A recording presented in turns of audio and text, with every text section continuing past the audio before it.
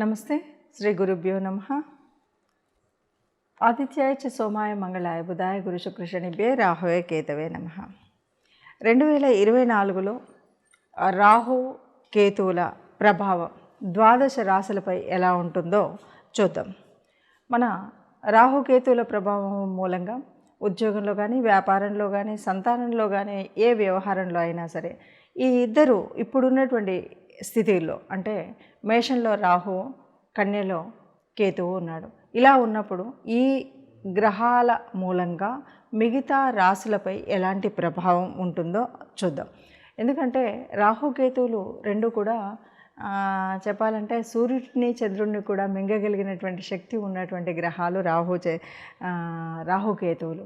అంతేకాదు ఇవి ఏ స్థానంలో ఉన్నాయో, ఏ గ్రహాలతో కలిసి ఉన్నాయో వాటి శక్తిని వాటిలాగా ఇవి ప్రభావం చూపేటువంటి స్థితి కూడా మనకు కనిపిస్తుంది. ఇక రాహు అంటే వ్యాపకత్వానికి, అలాగే కొన్ని మోసపూరితమైనటువంటివి, అలాగే కొన్ని విదేశీ ప్రయాణాలకు ఇలా రకరకాలుగా చేస్తే, కేతు అంటే యోగాన్ని ఇస్తుంది అని చెప్తాము. ఆ యోగము ఒక ఆధ్యాత్మిక చింతనతో కూడినటువంటి యోగాన్ని ఇచ్చేటువంటి పరిస్థితి ఉంది. మరి ఇలాంటి ఈ రెండు గ్రహాలు ఈ రెండు స్థానాల్లో ఉన్నప్పుడు ద్వాదశ రాశులకు ఎలా ఉంటుందో చూద్దాం. దీనివల్ల మనకి మంచి జరుగుతుందా, చెడు జరుగుతుందా, ఏ రాశి వారికి ఎలా ఉంటుంది, ఏ రాశి వారికి ఏ రకమైనటువంటి పరిహారం చేసుకోవాలో తెలుసుకుంటే మంచిది. రాహుకేతువులు మేషంలో రాహు ఉండి కేతువు కన్యలో ఉన్నప్పుడు ఈ జనవరి 2024 నుండి డిసెంబర్ 31, 2024 వరకు ఈ రాశుల్లో రాహుకేతు ఉన్నప్పుడు మిగతా రాశుల వారికి ఎలా ఉంటుందో తెలుసుకునే ప్రయత్నం చేద్దాం. మేషరాశి వారికి మరి రాహుకేతువుల ఈ స్థితి మూలంగా ఎలా ఉంటుంది అంటే, మనం మేషరాశి వారికి రాహు 12లో ఉంటాడు. మరి ఈ పరిస్థితిలో ఎట్లా ఉంటుంది అంటే వీటి వల్ల చైతన్యంగానే ఉంటుంది, కొత్త రకమైనటువంటి ఉత్సాహం ఉంటుంది, ఏ పనినైనా చేయాలి అనేటువంటి భావన, తప్పనిసరిగా ఈ పని పూర్తి చేయాలి అని, రాజకీయంలో కూడా మంచిగా రాణించేటువంటి పరిస్థితి కూడా ఉంటుంది. అట్లాగే 6లో కేతు ఉన్నప్పుడు ఏమవుతుందంటే ఎక్కువ ధైర్యం వస్తుంది. దానివల్ల మనం ఎక్కువగా ధైర్యం మూలంగా ధైర్యంతో చేయాల్సిన పనులు చేయడానికి ముందుకు వెళ్తాం. అయితే ఖర్చు ఎక్కువగా ఉంటుంది. ఖర్చు ఎక్కువ ఎప్పుడు ఉంటుంది అంటే మనకు ఆర్థిక వ్యవస్థ బాగా ఉన్నప్పుడే ఎక్కువ ఖర్చు పెడతాం. అలా అంటే ఆదాయం ఎక్కువ వస్తుంది, ఎక్కువ ఖర్చు అవుతుంది. ఈ ఖర్చు కూడా ఏ రకంగా పెడతాము అంటే మనం మన అభివృద్ధి కోసం పెట్టేటువంటి ఖర్చే. ఒక ఇల్లు కట్టాలనుకున్నాము, అది ఖర్చు. ఈ ఖర్చుకు సరిపోయినటువంటి సంపద మనకు వస్తుంది అని అర్థం.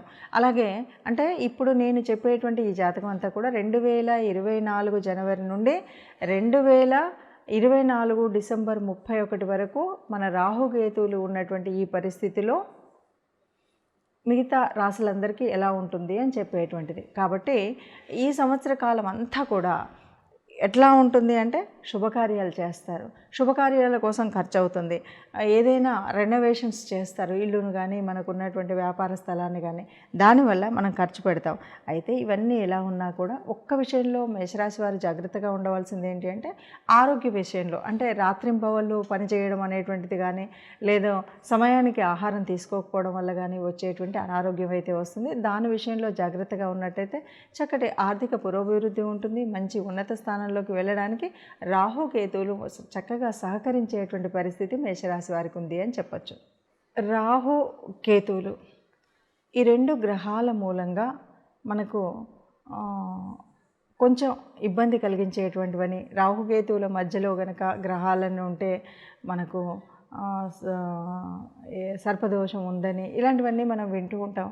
అసలు వీటి వల్ల అంటే ఇబ్బందులు అయితే కలుగుతాయని మనకందరికీ తెలిసినటువంటి విషయమే. కానీ ఇలా ఒకవేళ ఈ రాహుకేతువుల వల్ల యోగాన్ని కూడా ఇచ్చేటువంటి పరిస్థితి ఉంది కొన్ని రాశులకు.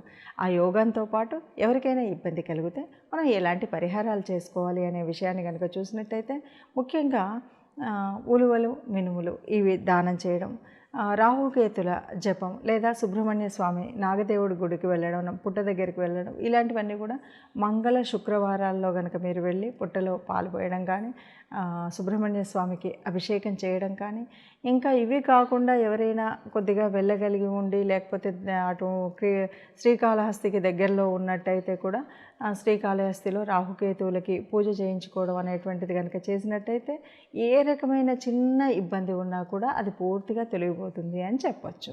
కాబట్టి అలాంటి ఇబ్బందులు లేకుండా మీరు ఈ పరిహారాలను చేసుకుంటూ సుఖంగా ఆనందంగా ఉండాలి.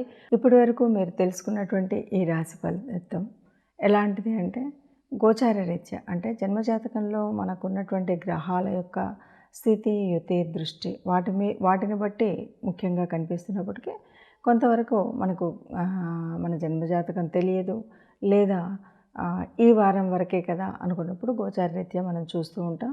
గోచార రీత్యా ఉన్నటువంటి వాటిని ఎగ్జాక్ట్గా యాక్యురేట్గా లేదు అనడానికి వీల్లేదు. ఎందుకంటే కేవలం 30-40% వరకే మనకు ఇది ఫలితం కనిపిస్తుంది.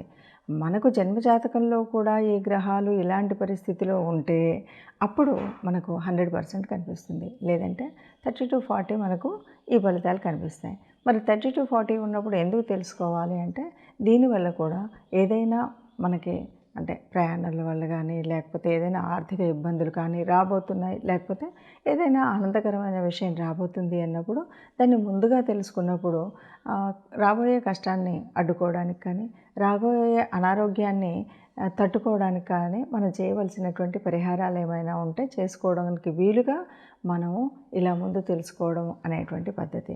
ఏది ఏమైనా మనం ఈ చిన్న పరిహారాలు చేసుకున్నప్పుడు అందరికీ ఆనందంగా ఉంటుంది, సుఖంగా ఉంటుంది.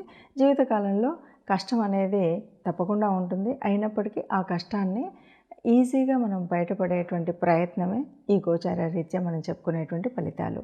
అందరూ సుఖంగా ఉండాలి, అందులో మనం ఉండాలి, అందరం ఆనందంగా ఉండాలి. సర్వే జనా సుఖినో భవంతు. నమస్తే.